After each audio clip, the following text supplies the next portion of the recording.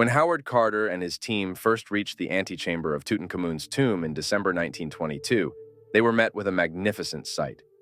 The antechamber, which acted as a type of waiting room before entering the burial chamber's inner sanctuary, was filled with a profusion of relics and valuables that had lain untouched for more than 3,000 years. Among the most striking features of this room were the sentinel sculptures that stood guard over the blocked entryway, leading to the young pharaoh's ultimate resting place. These life-size statues were wonders of ancient Egyptian art and craftsmanship. Among the many jewels found in the antechamber were two beautiful alabaster unguent vases. Archaeologists were immediately drawn to these containers, which were placed between the cow-headed and lion-headed couches against the west wall because of their artistry and significance in ancient Egyptian burial traditions. The alabaster vases, carved with extreme accuracy, were thought to contain priceless unguents, ointments, and perfumes deemed necessary for the afterlife. These compounds were most likely made out of rare and valuable components, chosen not just for their aromatic properties, but also for their symbolic meaning.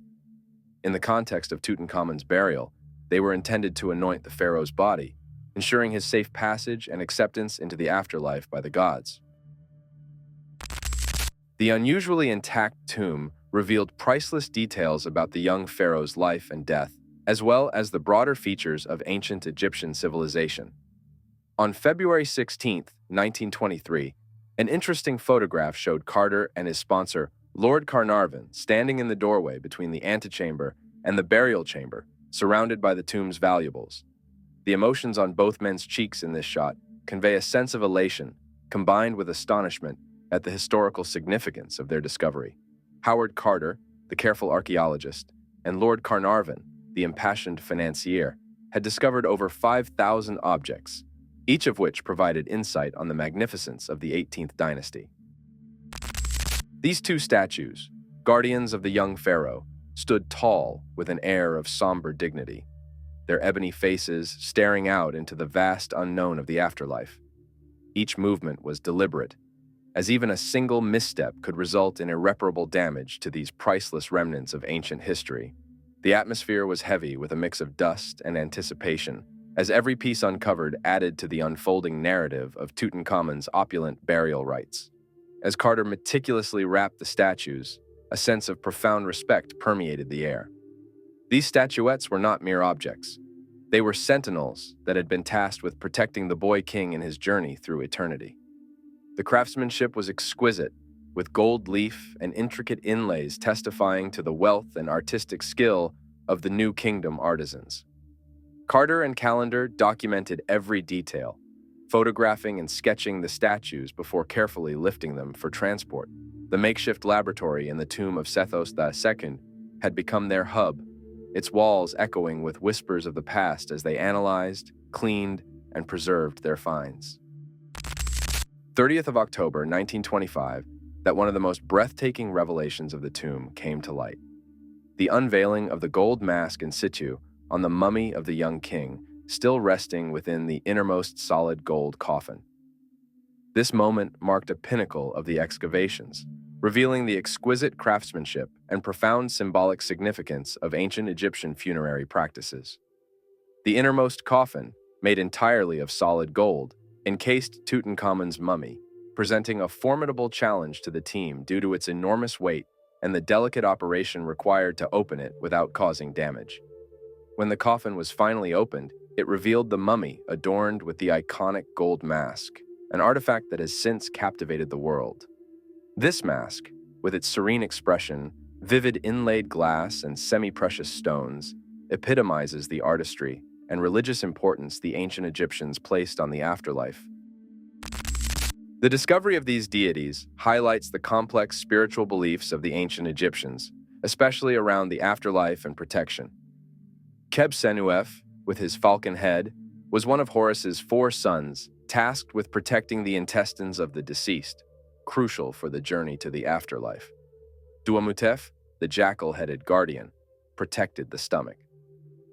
Their presence in Tutankhamun's tomb reflects the Egyptians' reverence for their gods and their efforts to ensure the king's safe passage to the afterlife.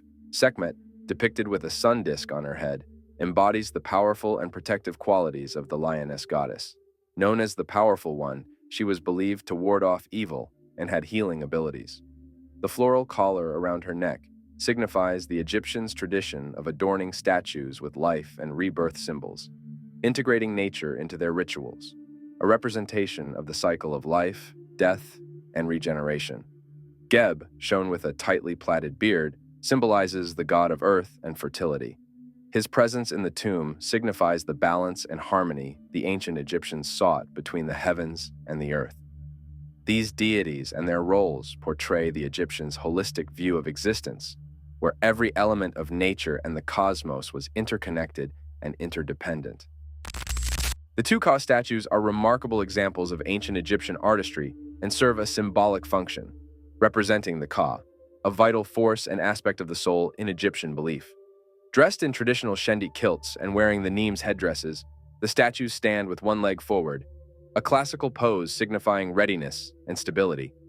Their profound expressions and detailed craftsmanship highlight the Egyptians' reverence for their pharaoh and the meticulous care invested in ensuring his safe passage to the afterlife.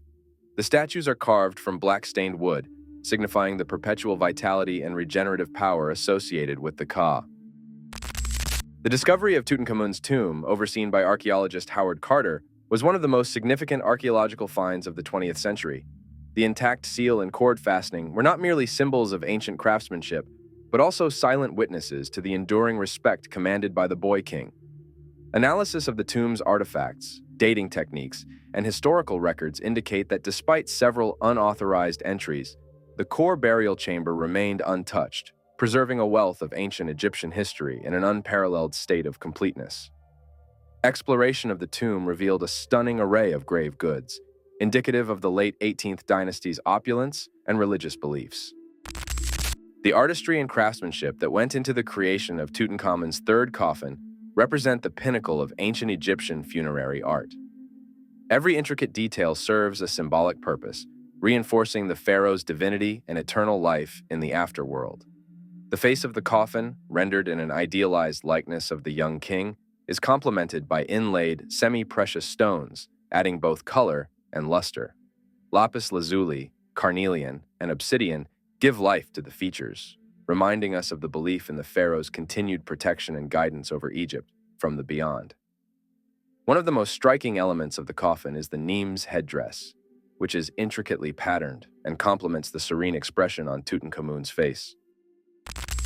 The symbolism embodied in the coffin lid is profound, reflecting not only Tutankhamun's royal status, but also the intricate religious beliefs of ancient Egypt. The vulture and cobra insignia, prominently displayed on the king's forehead, are more than mere decorations. They are potent symbols of protection and domination.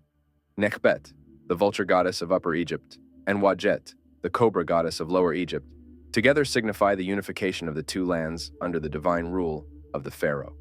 This duality underscores the belief in the pharaoh's role as a unifier and protector of the nation's spiritual and physical realms.